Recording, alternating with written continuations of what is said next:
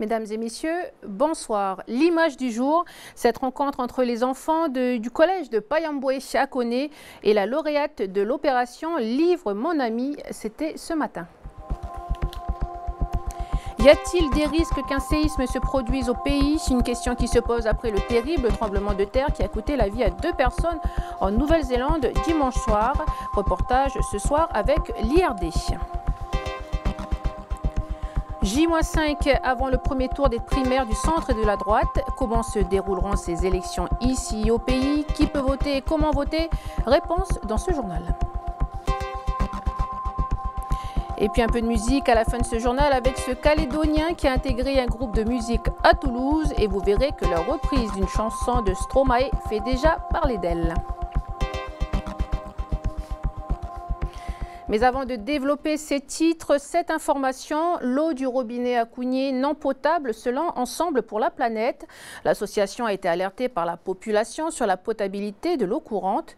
Des bénévoles de PLP ont effectué des prélèvements au robinet sur 2 sites de l'île. Selon l'association, les résultats des analyses ont montré que la teneur en nickel est incompatible avec la protection sanitaire des consommateurs.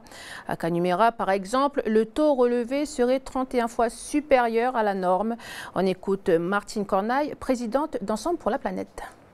Compte tenu de la teneur en nickel de l'eau du robinet à l'île des Pins, elle ne peut plus être consommée par les habitants.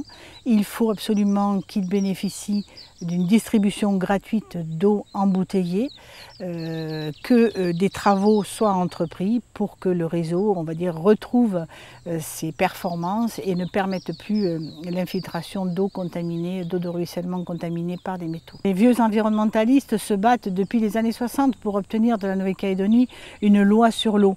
Si elle n'est pas adoptée en 2016, c'est sans doute qu'il y a un problème, et ce problème est lié au contexte géologique de notre territoire, puisque l'eau circule dans des roches extrêmement riches en métaux, et ces métaux, pour une partie au moins, passent dans l'eau et la rendent souvent impropre à la consommation.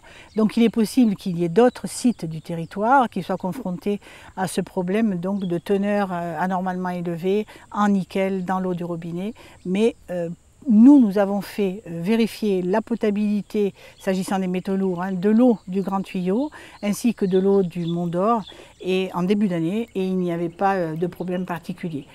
Voilà des propos recueillis par Guillaume Clerc. Un tremblement de terre de magnitude 6,3 a de nouveau frappé la Nouvelle-Zélande quelques heures après un premier séisme qui avait fait 2 morts et d'importants dégâts à Christchurch. Un nouveau séisme qui a déclenché une nouvelle évacuation des résidents aux abords de la rivière Clarence, l'une des plus grandes sur l'île du Sud, ainsi qu'un millier de touristes bloqués sur place. Si le pays semble relativement calme ici en Nouvelle-Calédonie, question séisme, en comparaison avec nos voisins Kiwi ou Vanuatu, ne croyez donc pas qu'il ne tremble jamais. Ici aussi, la terre tremble. Clémence Losseran. Loin du point de jonction entre la plaque australienne et la plaque pacifique, le pays tremble régulièrement. Quelques exemples. En 2005, de petits séismes survenus en province sud ont provoqué quelques dégâts matériels au niveau des maisons. Plus de 200 témoignages ont été recensés. En 2011, en même temps que la dépression tropicale Vania, un séisme de magnitude 7,3 sur l'échelle de Richter a eu lieu. Une secousse qui s'est produite à 125 km au nord-est des îles Loyauté, mais qui s'est ressentie jusqu'à Nouméa. Pas de dégâts matériels ni d'alerte tsunami. Mais le décès d'un enfant de 11 ans d'une crise cardiaque a été attribué à ce phénomène. En février 2013, un séisme de magnitude 8 sur l'échelle de Richter s'est produit aux îles Santa Cruz, entre le Vanuatu et les îles Salomon. Une alerte tsunami a été lancée sur l'ensemble de la côte est et au nord. Une vague de 55 cm d'amplitude a été enregistrée à Yengen, une autre de 48 cm sur Lifu. Aucun dégât n'a été déploré ici, contrairement aux îles Salomon. Plus récemment, en août dernier, un séisme de magnitude 7,2 s'est produit au large du pays, mais sans déclencher aucune alerte tsunami. La secousse s'est produite à 685 km à l'est de Nouméa. Les séismes se produisent donc aussi en Nouvelle-Calédonie. Selon l'IRD, le plus meurtrier a eu lieu il y a 41 ans à Lifou avec 25 personnes tuées. De magnitude 8 sur l'échelle de Richter, il était situé entre Lifou et Tana. Aujourd'hui, quels sont les risques pour le pays et quels sont les dispositifs mis en place? Océane Zobler. Un séisme 7,5 dans la région de Santa Cruz, aux îles Salomon, s'est produit ce jour et pourrait générer une vague qui atteindrait les côtes de la Grande-Terre. Des séismes importants se produisent 1 à 2 fois par an au pays. Ce phénomène très faiblement ressenti ici est dû au mouvement des plaques tectoniques qui se fragilisent à la surface de la Terre. Causés par la chaleur dégagée dans les profondeurs, ces mouvements tectoniques créent ainsi des ondes de choc et provoquent des séismes. En Nouvelle-Calédonie, ces tremblements de terre, généralement éloignés et situés en mer, ne causent pas de dégâts matériels, mais peuvent entraîner des raz-de-marée, principalement sur la côte est et les îles. On ne doit pas s'inquiéter spécialement en Nouvelle-Calédonie. Il y a quand même un risque sismique non négligeable, mais il y a un risque de tsunami relativement important sur la côte est de Calédonie et surtout aux îles Loyauté. Ça c'est clair. Un grand séisme de subduction entre Tana et Lifou reviendra un jour et provoquera un tsunami dans cette région-là. Ça a déjà eu lieu, ça reviendra. Alors on a des séismes aussi plus lointains, comme au Salomon ou même au Tonga-Kermadec, qui pourraient provoquer des tsunamis d'intensité plus ou moins importante sur la côte est de Nouvelle-Calédonie. Voilà. Mais le risque le plus important, il est juste à l'est des îles Loyauté. Dans le Pacifique, 150 stations sismologiques existent, dont 7 qui se trouvent en Nouvelle-Calédonie. Elles sont réparties à Kumak pour le nord, à Lifou et Maré sur les îles Loyauté et au sud à Yaté, l'île des Pins, l'île Loin et le Wentoro. On détecte évidemment ce séisme et on le localise immédiatement. En quelques minutes, on envoie l'information au niveau de la sécurité civile ou même à tout le monde qui veut recevoir l'information par SMS ou par mail. Et puis à ce moment-là, la sécurité civile alerte la gendarmerie et la gendarmerie qui alerte les populations. Les risques de tsunami sont réels et non négligeables en Nouvelle-Calédonie. Avant la fin de l'année, une autre station sera mise en place sur la côte ouest à Bourail. Certaines consignes sont à respecter en cas de mise en route des sirènes qui se mettront à sonner 3 fois de suite pendant 1 minute. Il est conseillé de bien écouter la radio, rejoindre le point le plus haut et se rassembler au niveau de la zone refuge la plus proche. Le nouveau bâtiment administratif de la DI3T et le nouveau laboratoire de géochimie de la DIMINC inauguré cet après-midi. Les deux directions du gouvernement se situent toujours à la vallée du Tir. Et puis en même temps, la plaque d'immatriculation 400 000 NC a été attribuée cet après-midi. Un tirage au sort a été effectué sur 200 futurs acquéreurs d'une voiture calédonienne. J-5 avant le premier tour des primaires du centre et de la droite.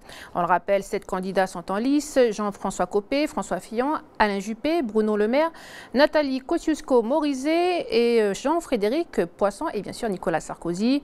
Et au pays, comment vont se dérouler ces élections? Où voter? Réponse avec Camille Monnier.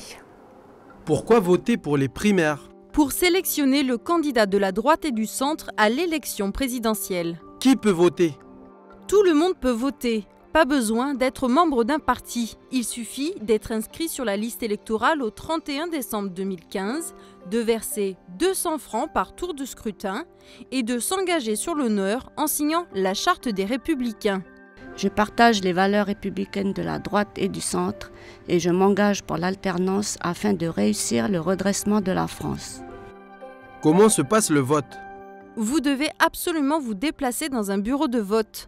Attention, au pays, on ne peut pas voter par Internet ni par correspondance. Une fois au bureau de vote, il vous suffira de choisir le nom du candidat que vous souhaitez, de le glisser dans une enveloppe, puis dans l'urne. Où peut-on voter? Il y a 48 bureaux de vote. Ce sont par exemple la mairie de Kumak, la mairie de Pointe-Boute, la mairie de Kouawa, l'école des Lys d'eau à Bourail, le centre socio-culturel de la Foi ou encore les 20 bureaux de vote répartis dans Nouméa. Quant aux électeurs de Maré, Lifou et Ouvéa, ils devront se déplacer à la salle d'honneur de la ville de Nouméa, car il n'y a rien sur les îles. Quand doit-on voter? Le premier tour, c'est ce dimanche 20 novembre de 8h à 19h. Les 2 candidats sortants seront au deuxième tour le dimanche 27 novembre. Cécile Alix, lauréate de l'opération Livre mon ami en province Nord. Elle avait remporté la majorité des suffrages il y a 3 mois avec son livre intitulé Super Menteur. Aujourd'hui, les CM2 de l'école de Théari et les 6e du collège de Koné et de Payamboué l'ont invitée dans leur établissement respectif. Ils lui ont réservé quelques petites surprises. Un reportage qui se passe de commentaires d'Anissa Toussi. Mon premier désigne ce qui se trouve à l'intérieur du pain, la mie. Mon deuxième est le contraire de tar, mytho. Mon troisième est le pronom possessif de la première personne du singulier au féminin. Ma. Chaise, c'est ma bouteille. Voilà. Mon quatrième désigne ce que je fais avec mes lacets pour les nouer des nœuds. Et mon tout désigne un menteur qui finit par croire à ses mensonges. Un mythomane. Un mythomane.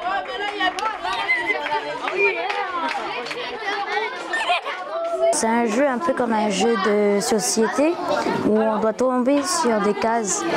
On a 4 sortes de cases. La case question, la case malchance et la case bonus. Ce sont les élèves du club Livre mon ami. Ils ont eu l'idée de ce jeu de loi. Donc voilà, ils ont relu le livre, ils ont fait les questions, ils ont préparé les cases, ils ont mis en place, ils se sont vraiment occupés de tout. Donc bon, j'ai surveillé un peu derrière, mais ce sont vraiment eux qui ont tout fait. Vous pourrez lancer les dés pendant les 2 prochains tours et avancer d'une case de plus à chaque fois.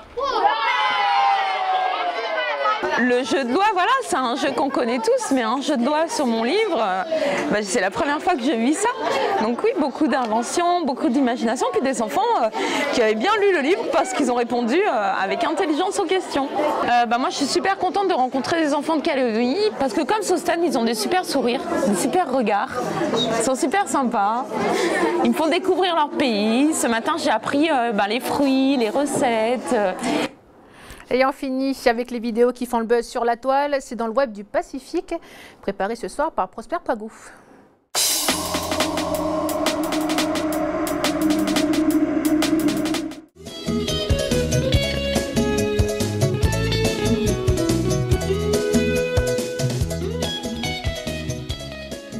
Tout le monde connaît ce tubercule, le taro. Il a accompagné les premiers Polynésiens dans le peuplement des îles et désormais, il accompagnera les Bringues. En effet, depuis hier, les Tahitiens peuvent trouver dans les rayons de leur supermarché des bières de taro brassées et commercialisées localement. Il a fallu 6 mois de recherche dans la nouvelle unité de microbrassage de la brasserie de Tahiti pour produire ce breuvage limité à 108 000 canettes. Selon le maître brasseur Jérôme Kimpe, l'idée était de trouver un ingrédient qui permettrait de remplacer le malt dans lequel il y avait du sucre, et le taro, très riche en amidon, remplit parfaitement ce rôle. L'utilisation du taro intervient pour remplacer le malt, mais pas complètement. Pour garder la dénomination bière, il faut au moins 50% de malt.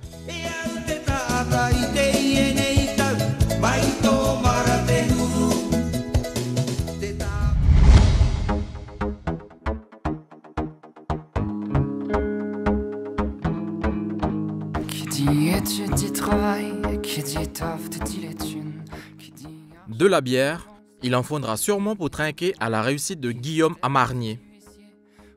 Son nom ne vous dit peut-être rien, mais sachez qu'il est calédonien. Il s'est envolé en France, et plus exactement à Toulouse, pour intégrer une jeune formation musicale appelée Babes in Woods. Le son qu'ils produisent est tourné vers l'électropop. Pour l'instant, le groupe n'a pas encore sorti d'album. Mais ils ont fait une reprise de Stromae qui plaît énormément aux internautes et aux auditeurs des radios locales.